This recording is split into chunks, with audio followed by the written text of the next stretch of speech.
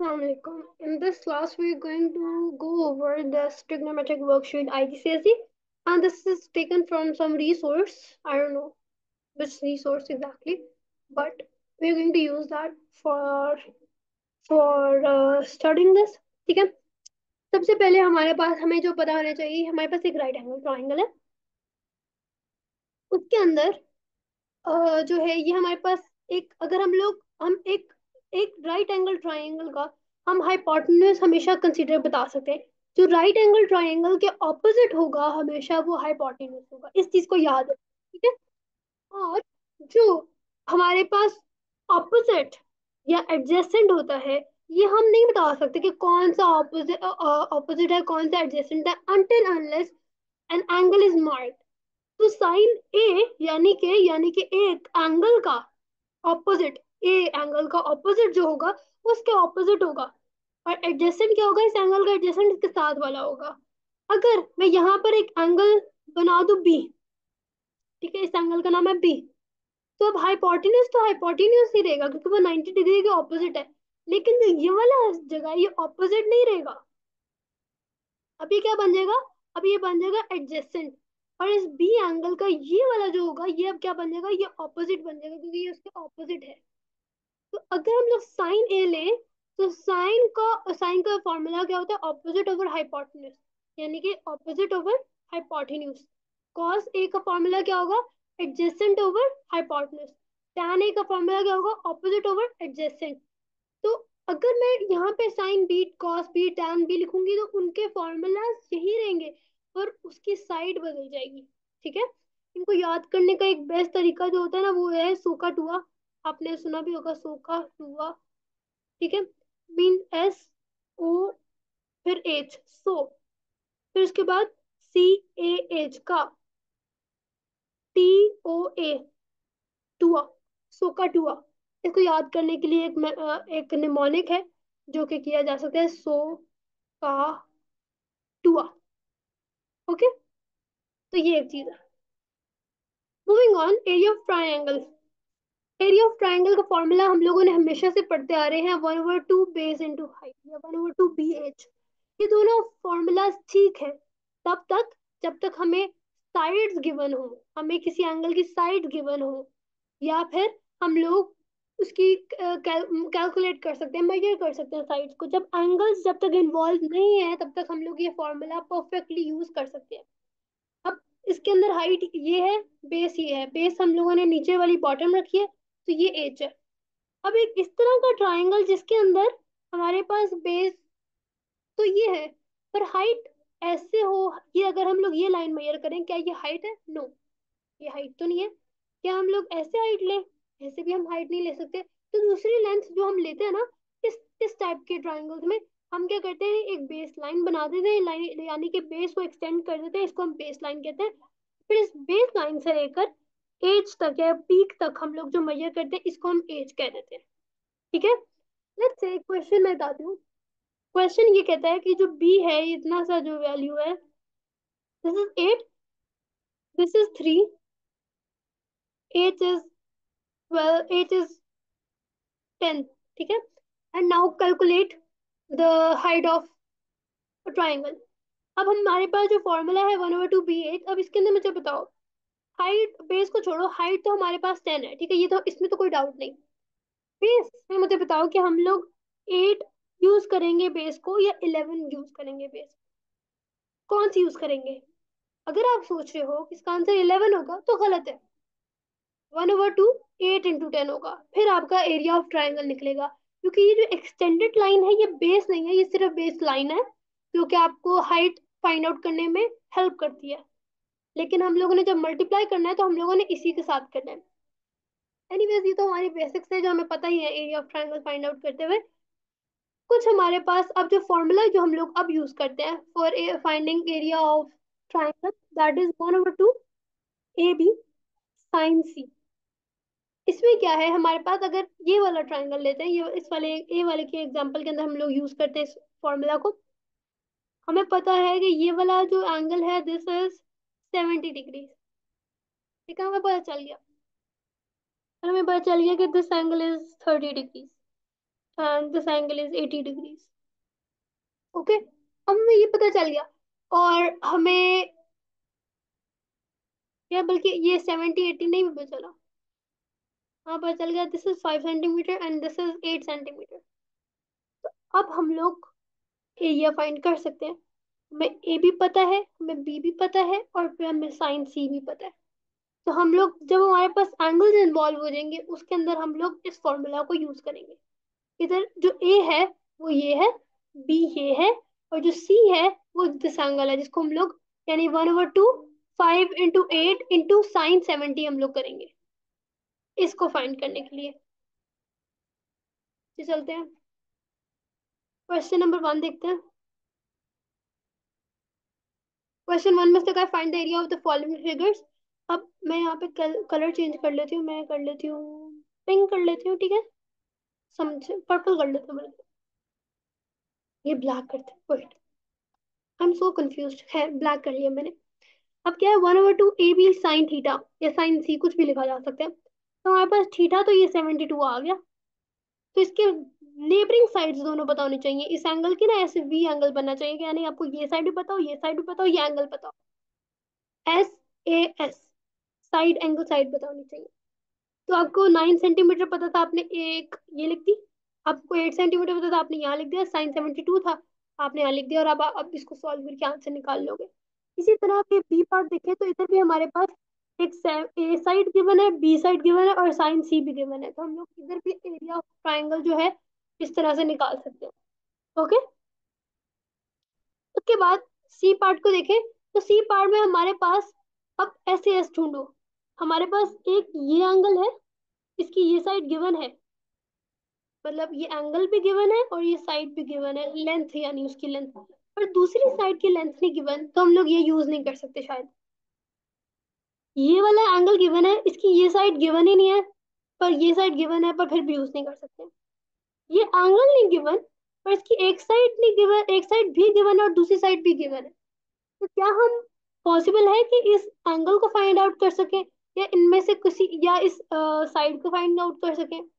Side को तो नहीं पता, पर हमें ये जरूर पता है कि sum of angles in a triangle is 180 degrees. तो अगर हमें दोनों एंगल्स का पता है तो एक तीसरा एंगल निकालना कोई मुश्किल नहीं है। 180 -62 + 57 करेंगे तो हमारे पास ये एंगल आ जाएगा। जब ये एंगल भी आ जाएगा, साइड्स भी आ गई हैं, तो अब हम लोग इस फॉर्मूला में पुट करेंगे तो हमारे पास सी आंसर आ जाएगा। मूविंग ऑन, हमारे पास ये डी पार्ट है। डी पार्ट में भी अगर देखें तो हमारे पास इस एंगल के साथ ये साइड गिवन नहीं है, इस एंगल के साथ भी ये साइड गिवन नहीं है, इस एंगल के साथ दोनों साइड गिवन है पर एंगल नहीं गिवन। तो हमें अगर दो एंगल्स गिवन है तो उसको 180 में से माइनस करेंगे और हमारे पास 47 डिग्रीज एंगल आ गया है। और अब इस इन वैल्यूज को 1/2 6.5 मल्टीप्लाई बाय 13.35 साइन 47 करेंगे। तो जो आंसर आएगा वो हमारे इस एंगल का, इस ट्राइंगल का एरिया निकल आएगा। क्वेश्चन नंबर 5 को देखें तो क्या, सॉरी पार्ट एफ को देखें तो ये हमारा कोई एक ट्राइंगल नहीं है, और हम लोग अभी बात कर रहे हैं सिर्फ और सिर्फ एरिया ऑफ ट्राइंगल को फाइंड करने की इस फॉर्मूला से। पर अगर हम लोग नहीं फाइंड कर सकते, पर हमें रोम्बस की बजाय हम इसको दो ट्राइंगल्स में स्प्लिट कर सकते हैं। या इस तरह हाफ कर लो या इस तरह हाफ कर लो। इस तरह से हाफ क्यों किया, क्योंकि हम लोग को पता था यहाँ 78 डिग्रीज गिवन है, तो हम यहाँ से कट कर लेते हैं। ठीक है, जब यहाँ से कट कर लिया, अब सोचो अब हम लोगों ने सिर्फ इस ट्राइंगल को देखा है। तो हमें पता है कि सारी लेंथ इक्वल है। एक लेंथ उसने बता दी 8.5, तो सारी लेंथ का पता चल गया। और ये वाला ट्राइंगल जो है वो इस ट्राइंगल के इक्वल है। तो हमारे पास यहाँ पे साइड्स भी गिवन है, एंगल भी गिवन है, साइड भी गिवन है। इस ट्राइंगल को फाइंड करके, ये जो इस फॉर्मूला में पुट करके हमने आंसर निकाल लिया, और इसी को 2 से मल्टीप्लाई कर देंगे तो आंसर आ जाएगा। या फिर इसको सेपरेटली दोबारा सॉल्व करके इन दोनों को ऐड कर लोगे तो रोम्बस का एरिया जो है वो निकल आएगा, क्योंकि उसने यहाँ पे कहा फॉलोइंग फिगर्स की आपने एरिया निकालना है। पर हम लोग यहाँ पे रूल कौन सा यूज कर रहे हैं, एरिया ऑफ ट्राइंगल वाला। इसलिए हम लोगों ने इसको दो पार्ट में कट कर दिया, और हमारे पास एरिया ऑफ रोम्बस का इटसेल्फ कोई फॉर्मूला नहीं है अभी विद द एंगल्स। ठीक है, वो इतना हमसे पूछा भी नहीं गया एग्जाम में, जितना पूछा गया हम उसके अकॉर्डिंग काम कर रहे हैं। Question number 2 says find the area of triangle ABC given that AB is 22 centimeter, AB is 22 centimeter, AC is 15 centimeter and BAC is 45 degrees। यानी कि हमें ये वाली साइड भी गिवन है हमें ये वाली साइड भी गिवन है, हमें ये एंगल भी गिवन है, सब कुछ गिवन है। इसकी बस ड्राइंग अपने पास बना के देख लेना है कि क्या चीजें सारी फिट हो रही हैं तो अब उसका बस एरिया निकालना है। इसी तरह क्वेश्चन नंबर 3 में भी, क्वेश्चन नंबर 3 में देखती हूँ, मैं कराती हूँ। हमारे पास एक ट्राइंगल है पी क्यू आर। उससे कहा है एंगल पी जो है वो है 72 डिग्रीज। क्यू जो है, क्यू वाली लेंथ, वो है 152 सेंटीमीटर। और आर वाली लेंथ जो है वो है 125 centimetre. Find the area of triangle P Q are. Simple. अब देखो, हमारे पास ये वाली साइड भी गिवन, हमारे पास ये वाली साइड भी गिवन, हमारे पास ये एंगल भी गिवन। बस इसका एरिया इस फॉर्मूला में जो है 1/2 AB sin थीटा के अंदर इसको सब्स्टिट्यूट करना है इन वैल्यूज को, और हमारे पास क्वेश्चन 3 सॉल्व हो जाएगा। ठीक है, क्वेश्चन नंबर 4 देखते हैं। In triangle ABC, AB is 32 centimetre, BC is 43 centimetre, angle ABC is 67 degrees. Find area of triangle A of ABC। अब इस एरिया को फाइंड करना है। इस एरिया को फाइंड करना बिल्कुल नहीं मुश्किल। 1/2 AB sin थीटा, हम लोग यही फॉर्मूला यूज करेंगे। हमारे पास ये साइड भी गिवन है, हमारे पास ये साइड भी गिवन है, हमारे पास ये एंगल भी गिवन है, सारी वैल्यूज गिवन है। Hence find the perpendicular distance from A to BC। अब वो कहते हैं हेंस आप ये वाली चीज फाइंड आउट करें। इसका क्या मतलब है, अब हम लोगों ने ये वाला फाइंड आउट करने के लिए हम लोग कैसे निकालेंगे। हम लोग इतने से जब परपेंडिकुलर होता है ना, हमें ये पता है कि वो 90 डिग्री पे कट करेगा। तो हमारे पास एक ऐसी डायग्राम बन गई है, यानी कि अगर हमने इसको डी कह दिया तो ये ए है। हमें ये हाइट फाइंड करना है। हमें ये पता है 32 है, ये हमें पता है 67 डिग्रीज है, ये हमें पता है एंगल है, और हमने हाइपोटेन्यूज ये परपेंडिकुलर फाइंड करना है। तो अब इसके अंदर हम लोग साइन का लगाएंगे, साइन सो का 2 है, यानी कि SOH, opposite over hypotenuse. Opposite हमारे पास 67 का ऑपोजिट क्या है, एच, और उसका हाइपोटेन्यूज क्या है 32। एज ओवर 32 करेंगे और कैलकुलेटर में पुट करके आंसर निकाल लेंगे। तो ये आंसर जो एज होगा ये हमारे पास परपेंडिकुलर डिस्टेंस होगा, जो कि शॉर्टेस्ट डिस्टेंस भी है। अब साइन रूल हम लोग यूज करेंगे। साइन रूल को लिखने के दो वेज होते हैं, ज्यादा मोस्ट कॉमनली प्रैक्टिस ये वाला है, कि ये वाला ज्यादातर यूज किया जाता है कि हम लोग एंगल्स को ऊपर लिखते हैं और लेंथ को नीचे लिखते हैं। और आप दोनों को ऊपर नीचे भी कर सकते हो।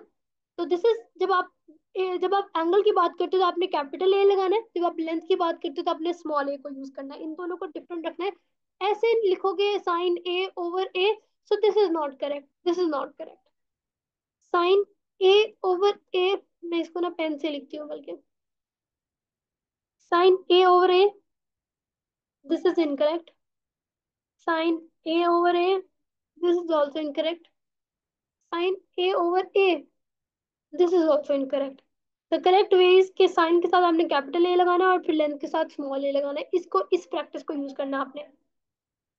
ऑल्दो आप इस तरह से लिखोगे तो आंसर गलत नहीं है, कैलकुलेशन में गलत नहीं होगी, पर the better practice is to write it like this. ये वाले तो दोनों, इन दोनों की तो सेंस ही नहीं ना बनती, ये दोनों तो बिल्कुल ही गलत है। तो हमें फिगर आउट करना चाहिए कि अब क्या करना है। साइन रूल हम कब यूज करते हैं, साइन रूल हम तब यूज करते हैं जब हमारे पास एक एंगल और उसके सामने वाला पेयर गिवन हो, यानी ए गिवन हो, बी गिवन हो, या सी गिवन हो, इनमें से कोई भी एक गिवन होगा तो हम लोग साइन रूल अप्लाई कर सकते हैं on a non not right angle triangle. ठीक है, राइट एंगल ट्राइंगल होगा तो उसमें तो हम साइन कॉस टैन यूज कर लेंगे। ये साइन कॉस टैन नहीं है, ये साइन रूल है। साइन रूल है, sine cos tan is different. कोई भी एंगल और उसका साथ उसका pair, angle side pair given होगा तो हम लोगों ने साइन रूल अप्लाई करना है। चलो नीचे जाके देखते हैं हम लोग थोड़ा सा क्वेश्चन हैं कुछ इसके। क्वेश्चन नंबर 1 देखते हैं। यहाँ पे देखो कि हमारे पास ये एंगल गिवन है और उसके सामने वाला लेंथ गिवन है। कलर चेंज करना पड़ेगा। ये एंगल गिवन है, ये एंगल गिवन है और इसके सामने वाली लेंथ भी गिवन है। ये भी कलर नहीं सही लग रहा। ओके, ये एंगल गिवन है, उसके सामने वाली लेंथ भी गिवन है, तो हम लोग साइन रूल अप्लाई कर सकते हैं। साइन रूल कैसे अप्लाई किया, यहाँ पे उसने वैसे सी, स्मॉल सी ऊपर लिखा है, यानी कि साइड ओवर एंगल लिखा है। आप एंगल ओवर साइड भी कर सकते हो, but this is also fine. तो आपने क्या किया, आपने फाइंड जो करना था, आपने फाइंड करना था अननोन एंगल और साइड्स, सारी अननोन एंगल और साइड्स। तो आपको ये वाली फाइंड करनी थी और ये फाइंड करनी थी। तो आपके पास ये एज अ रेफरेंस है, और आपने बाकी सारी भी फाइंड किया है। जैसे ए भी नहीं आपको गिवन थी, बी भी नहीं आपको गिवन थी। ठीक है। ये एंगल आपने 180 माइनस 42 माइनस 76 करके आपने एंगल फाइंड कर लिया। अब आपने पहले ये वाला फाइंड कर लो। एक एक कंपैरिजन के साथ आपने बी निकाल लिया, फिर आपने दोबारा से दूसरे कंपैरिजन के साथ आपने सी निकाल लिया। ठीक है। इस तरह से हमने काम किया। अब बी पार्ट में भी अगर हम लोग देखें तो इसमें भी एक एंगल और उसका पेयर गिवन है। तो हमने अगर एफ ई सिर्फ फाइंड करना है, ई टू एफ या एफ टू ई, तो हम लोग एक ये यूज करेंगे, साइन रूल ही यूज करेंगे, इसके अंदर वैल्यूज पुट करेंगे, और बाकी तो कैलकुलेटर की गेम है। और अगर सी पार्ट को देखें तो हमारे पास ये एंगल गिवन है, इसके सामने वाली लेंथ गिवन नहीं है। ये वाला एंगल गिवन है, इसके सामने वाली लेंथ गिवन नहीं है। ये वाला एंगल ही नहीं गिवन है, इसके सामने वाली लेंथ गिवन है। पर अगर कभी एंगल सारे ना गिवन हो, हमेशा नोटिस करो कि अगर दो एंगल गिवन है ना, इसका मतलब है तीसरा एंगल भी गिवन है डेफिनेटली, क्योंकि आप 180 में से उसको माइनस कर सकते हो बाकी दोनों एंगल्स को, तो आपको 38 आ जाएगा। फिर अब देखो, अब आपके पास एक एंगल और उसका एक पेयर गिवन हो गया, दे दिया उन्होंने, तो अब आप क्वेश्चन सॉल्व कर सकते हो। Now look at question number 2 and question 2 में भी कोई डिफरेंस नहीं है, आपने सिर्फ एक ट्राइंगल को ड्रॉ करना है। और फिर अब आप देखना है कि अच्छा, ये पी क्यू आर है, तो क्यू आर अगर लेंथ गिवन है, पी क्यू आर गिवन है, और एक और एंगल गिवन है, आपने length of P Q find करना है। तो इसमें भी आपकी डायग्राम ऐसी बनेगी कि आप कह दोगे कि ओके, हम लोग यहाँ पे साइन रूल अप्लाई कर सकते हैं। चलो बना भी लेते हैं। This is P, this is Q, this is R. Q to R is 7 centimetre, angle P Q R is 47 degree, and angle PRQ is 97 degrees and the length of PQ। अब आपने ये वाली लेंथ फाइंड आउट करनी है, ये वाली length. ठीक है। डेफिनेटली आपके पास ये एंगल भी गिवन होगा। जब ये एंगल गिवन होगा तो आप कह सकते हो कि मेरे पास ये एंगल भी गिवन है और ये लेंथ भी गिवन है, तो आप ये वाली लेंथ इजीली फाइंड आउट कर सकते हो। ठीक है। इसी तरह जो क्वेश्चन 3 है, इसमें भी आपने ट्राइंगल को ड्रॉ करके ही समझना है। PQR, angle P is 75 degrees, angle Q is 60 degrees, and Q का मतलब क्या है कि इसकी साइड, यानी कि इसको ऑपोजिट, Q के ऑपोजिट ये वाला Q है, यानी कि ये 14 सेंटीमीटर है। अब find the length of the longest side. अब लॉन्गेस्ट साइड की जो हमने लेंथ फाइंड आउट करनी है, इसका मतलब है हमें कैसे पता चलेगा लॉन्गेस्ट साइड कौन सी है। हमें ये वाली आर भी फाइंड करनी पड़ेगी, स्मॉल आर भी फाइंड करना पड़ेगा, और स्मॉल पी भी फाइंड करना पड़ेगा। ठीक है। तो हमें पता चल जाएगा कि कौन सा आंसर बड़ा है, वो लॉन्गेस्ट साइड होगी।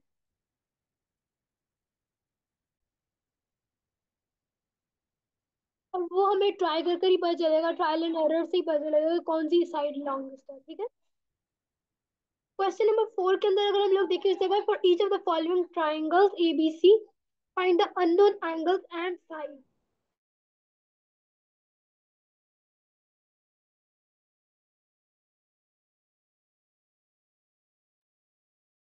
Find the unknown angle and sides. हमारे पास एंगल ए जो है वो $92, $92 कह रही हूँ, 92 डिग्रीज है।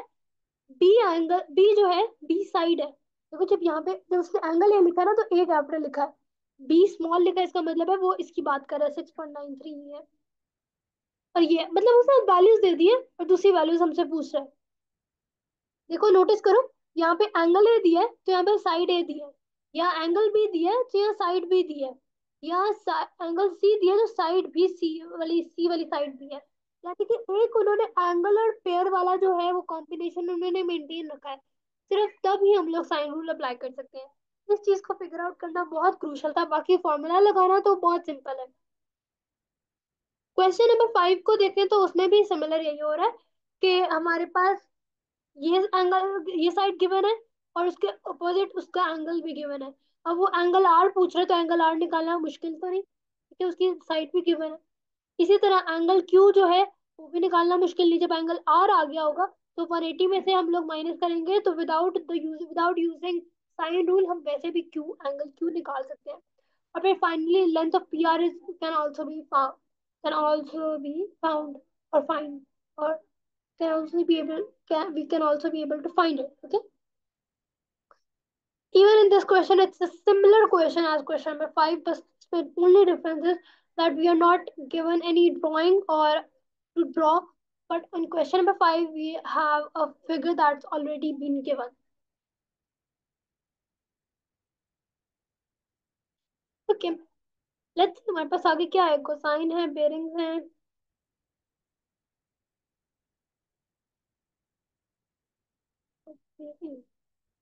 काफी कुछ है, बेरिंग्स है, एंगल ऑफ एलिवेशन है, डिप्रेशन है, बेरिंग से फर्दर क्वेश्चंस हैं।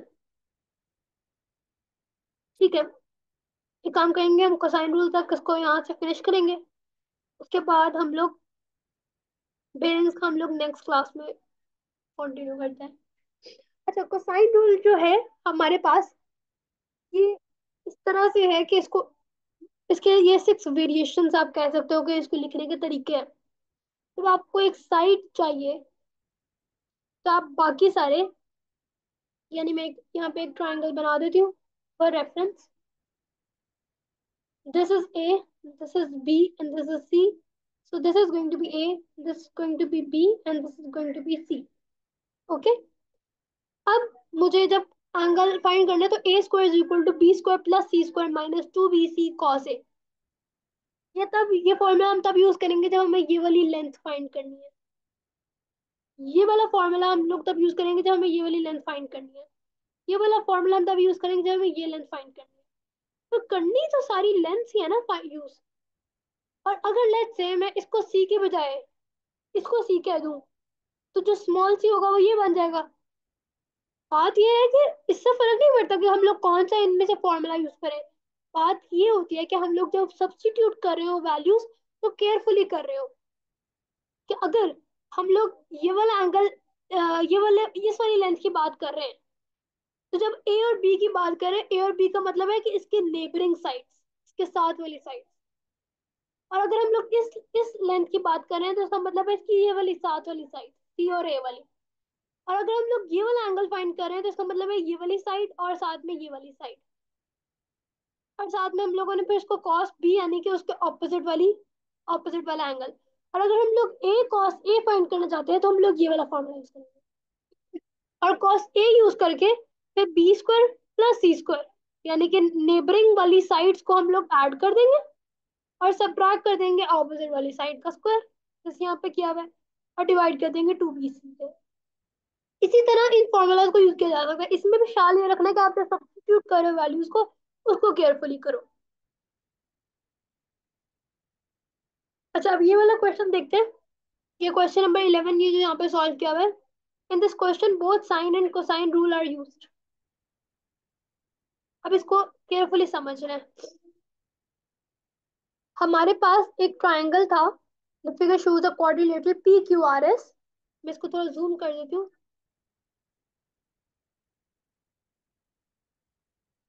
If I can zoom it.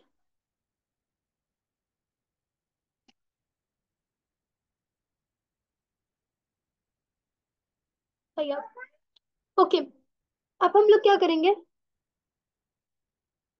सबसे पहले देखो, हमारे पास जो ये पी क्यू आर एस है, हमारे पास क्वाड्रिलेटरल। हमारे पास पी क्यू जो है ये है 98 मीटर्स, आर एस जो है this is 68 metres, and angle S Q R is 62 degrees, P Q S is 43 degrees, and S R Q is 71 degrees. Find the area of triangle S Q R. यानी हमने S Q are का जो है ये area find करना है। Area find करने के लिए हम लोग कौन सा फॉर्मूला यूज करते थे, 1/2 AB sin थीटा। तो मतलब है हमें एक साइड गिवन हो और साथ वाला एंगल गिवन हो। यानी ये एंगल गिवन है, ये साइड गिवन है, पर ये साइड तो गिवन नहीं है।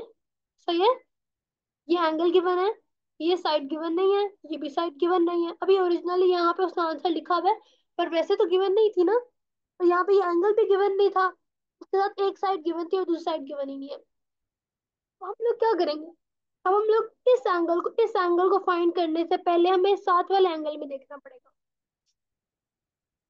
उसमें अगर हम लोग नोटिस करें तो हमारे पास ये साइड गिवन है, ये एंगल गिवन है, पर ये साइड तो फिर भी नहीं गिवन। अब क्या किया जाए? इस क्वेश्चन को सॉल्व करने के लिए अब हम लोग क्या करेंगे, हमें कोई ना कोई एक लेंथ को फाइंड करना पड़ेगा। तो देखते हैं हम लोग उस पर साइन रूल लगाएंगे कि कोसाइन रूल लगाएंगे। साइन रूल तब लगता है जब हमारे पास एंगल पेयर गिवन हो।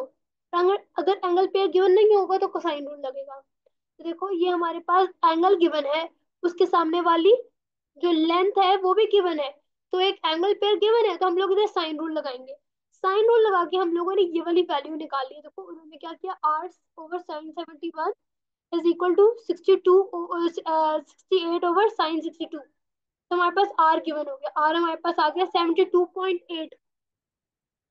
72.8 हमारे पास ये लेंथ आ गई। अब ये लेंथ आ गई है, नोटिस करो कि हमारे पास दो एंगल्स गिवन है, तो तीसरा एंगल निकालना मुश्किल नहीं, 180 में से माइनस करके हमने 47 डिग्रीज निकाल लिया।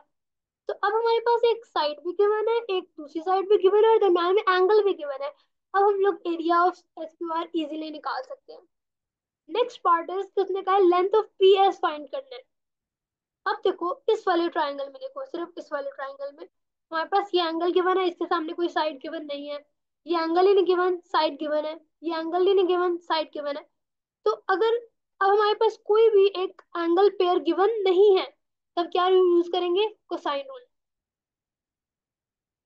कोसाइन रूल यूज करने के लिए ये उसने हमने हमारे पास ये वैल्यू ये यूज किया है, देखो पी ए स्क्वायर, यानी कि उसने इसको स्क्वायर क्या दिया, उसके साथ क्या किया है, एक negative side 98 square plus 78.818 square को ऐड कर दिया यहाँ पर, माइनस टू टू जो है दोनों नेबरिंग साइड को यहाँ पे मल्टीप्लाई कर दिया, यानी 98 को और 72.818 को मल्टीप्लाई कर दिया। और साथ में कॉस कौन सा ले लिया, जो जो एंगल चाहिए उसके ऑपोजिट वाला, कॉस 43।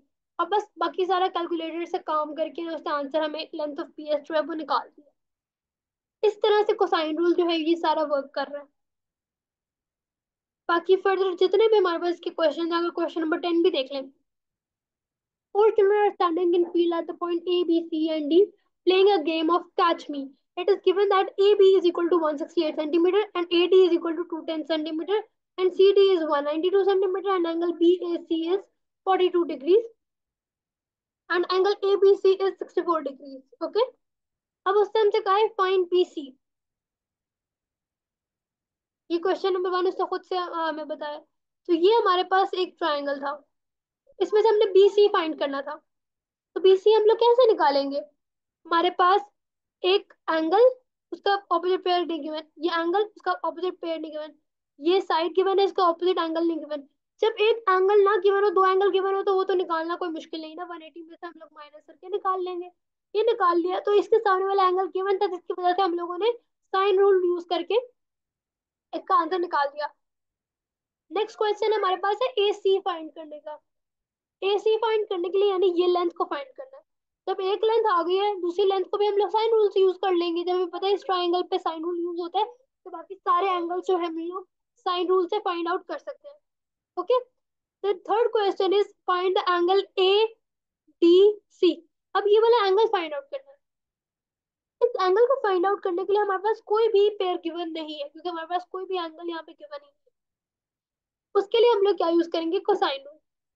और अब हम लोग एंगल वाला कोसाइन रूल यूज करेंगे, यानी कॉस डी हमारा सेपरेट रहेगा, साथ में जो नेबरिंग साइड्स है उन दोनों के स्क्वायर्स माइनस जो ऑपोजिट साइड है, ये वाली साइड जो है 157 आंसर आया ना, ये तो कोई पिछले पार्ट में हमने निकाला, इसका हम लोग स्क्वायर लेंगे, माइनस करेंगे उसका स्क्वायर, और नीचे जो है नेबरिंग साइड को 2 से मल्टीप्लाई कर देंगे, और फिर कॉस इनवर्स निकालेंगे, तो हमारे पास फाइनल आंसर जो डी का है वो 45.7 डिग्रीज आ जाएगा। इस तरह से हम लोग कॉस रूल्स को यूज कर रहे होते हैं। ऐसा करते हैं हम बेरिंग भी कर लेते हैं, मैं अब बेरिंग समझाती हूँ।